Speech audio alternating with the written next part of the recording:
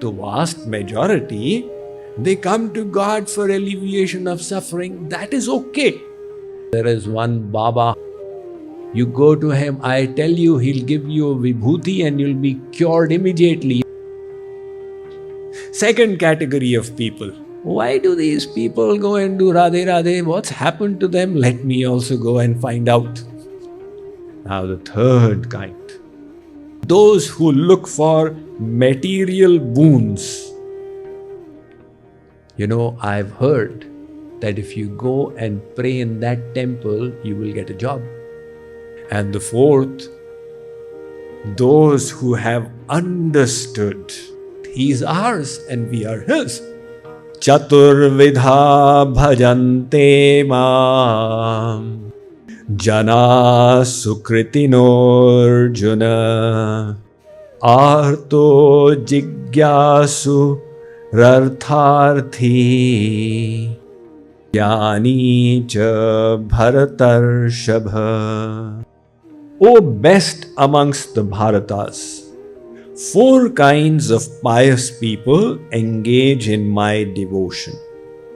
The distressed, the seekers of knowledge, the seekers of worldly possessions, and those who are situated in knowledge. So Shree Krishna is saying that Arjun, these kinds of people come to worship God. The first, Art, those who are distressed. They are experiencing pain and misery, and they believe that God will be able to free them from that misery, and hence they approach God. The urge to become free from pain and distress is a very powerful motivator. You tell somebody, Swamiji is going to lecture on the science of God.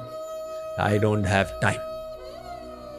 But if the same person's son is not well and the doctors are not able to cure, you tell the same person, you know, there is one Baba halfway between Dallas and Houston. You go to him, I tell you, he'll give you a vibhuti and you'll be cured immediately, your son. Now he's flying off to meet that Baba because he believes he has the solution to his problems. But this is one kind of people who come to Shree Krishna, and Shree Krishna accepts them. In fact, a whole lot of people come for this reason itself. Why do people go to temple? To alleviate their miseries. Once, in the year 2003, I was giving a 20-day lecture series in Kuala Lumpur in Malaysia. So, it's got a huge Lakshmi Narayan temple, and at night only I and Panditji used to stay in the temple. In the morning at 5 o'clock, he would go and start worshipping all the Bhagavans, and I would go along with him. And then he would come to the Navagraha, and then to Shani Dev, he would just go on and on and on doing puja. I asked him, why do you worship Shani Dev so much? He said, Swamiji, you know, this Shani Dev, he uses hammer and hits people, and then they all coming running to us, and we Pandits are able to fill our stomach because of Shani Dev. So, his expression just indicated that the vast majority, they come to God for alleviation of suffering. That is okay. But that is not the best kind of devotion. It's like when a child is small. The child says, Papa, you do this for me. Mommy, you do this for me. I need this. You must give this.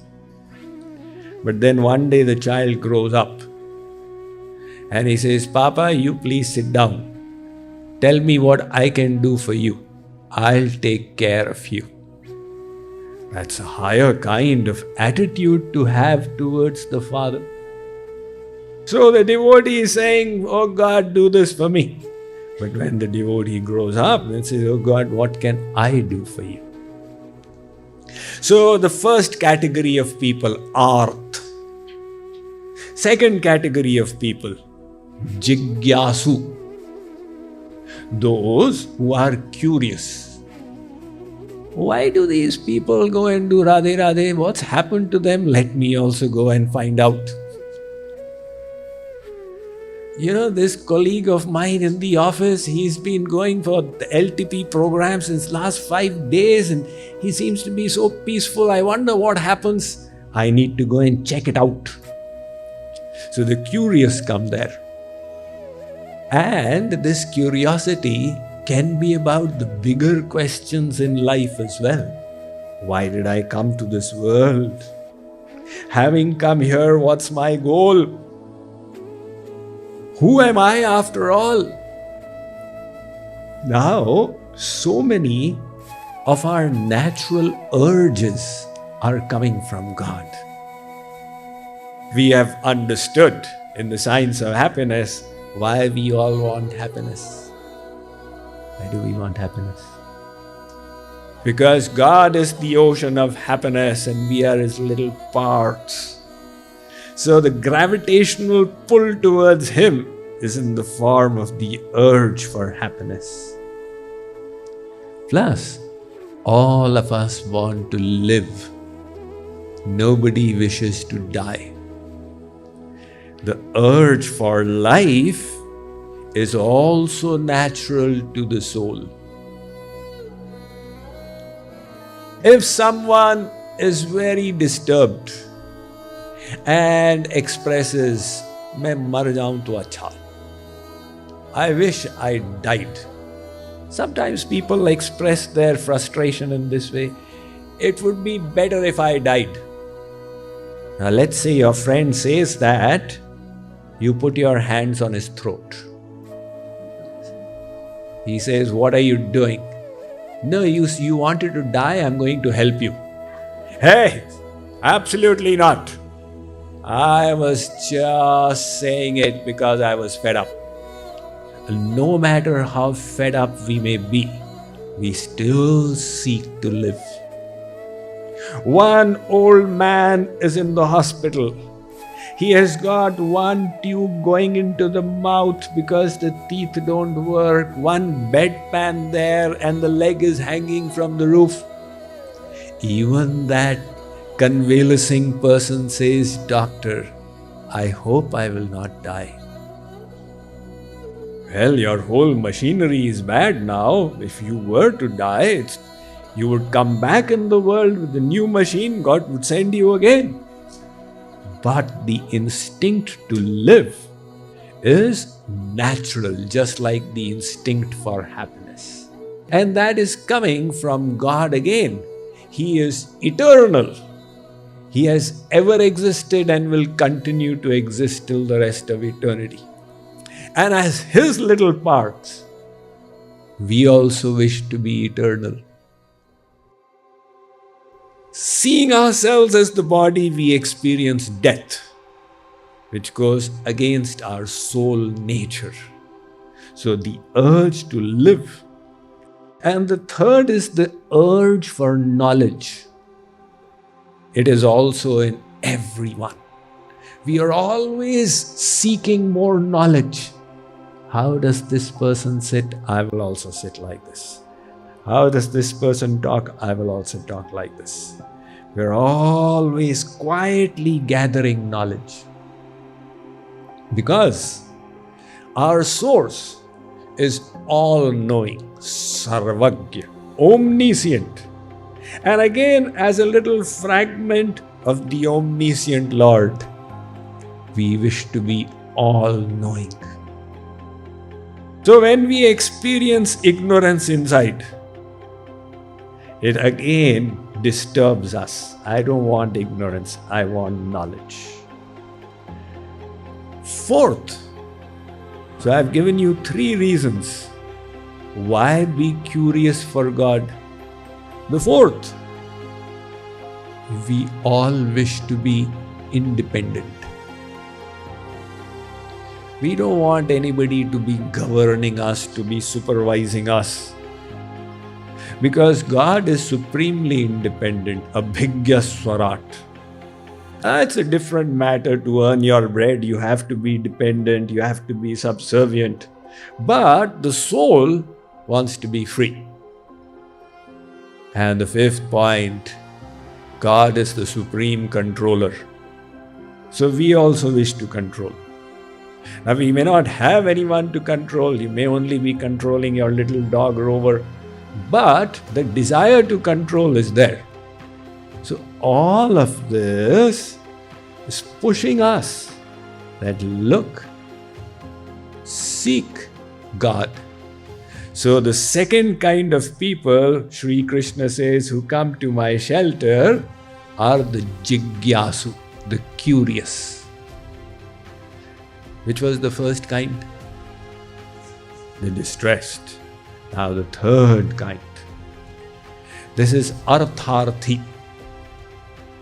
Those who look for material boons. You know, I've heard that if you go and pray in that temple, you will get a job. So go and pray in that temple and get a job. So, people are going to God for material boons. So, Shree Krishna is accepting that these are also my devotees. It's possible they are not asking for the highest thing. It's like one beggar used to sit, homeless and hungry, and somebody gave a lottery ticket. So the lottery was for winning a Cadillac. First prize would be a Cadillac. Now somebody came and asked the beggar that just in case you win the lottery, what will you do? You will get a Cadillac. The beggar said, then I'll go around begging in the Cadillac. So his intellect is stuck in begging, right? So likewise, some people are going to God for material boons, which Sri Krishna says, I accept, they are also my devotees. And the fourth, Jnani cha bharatarshabha, the Jnanis, those who have understood, oh, he's so glorious, he's so great, and I'm his little fragment. Now in knowledge they are coming to him, not necessarily to extract some kind of boon, but just because it's a fact, he is ours and we are his. So Sri Krishna says this is the fourth kind. There's the story of Jagadguru Ramanujacharya. You know, he traveled also around the country. Like Shankaracharya traveled around India, so did Ramanujacharya. And one of the biggest temples in Vrindavan, in fact, before Prem Mandir, that was the biggest temple, Rangadevji temple. It was established by Ramanujacharya. So it is a story I've heard about him, that once when he was in Vrindavan, he found that a man was following a woman. And wherever the woman would go, the man would shadow her. And the woman came and complained to Jagadguru. So Ramanujacharya called this man and said, what's your problem? He said, I am a devotee of beauty. And this woman is so beautiful, and that's why I keep on following her, drinking the nectar of beauty with my eyes. Ramanujacharya said, supposing I show you something even more beautiful, will you become a devotee of that? Why not? So Ramanujacharya took him to Rangadevji's mandir and showed him the Lord in the temple. And this person, after seeing, became completely overwhelmed with the divine beauty of the Lord. and thenceforth engaged in devotion. So God is supremely beautiful. Now if you get to know of it, why will you search for beauty anywhere else? But the problem is that we don't know of it. See, there is infinite bliss in God, but we have not experienced it. And what you have experienced is the bliss of ice cream on a hot day. So it's easier to love an ice cream and more difficult to love God. That is the dilemma with the soul. If we get to know Him, we will naturally fall in love with Him. But presently, we don't. But then Shree Krishna says there are those who do, the Jnanis, who've got a little knowledge of me. And motivated by that knowledge, Arjun, they come and engage in my devotion.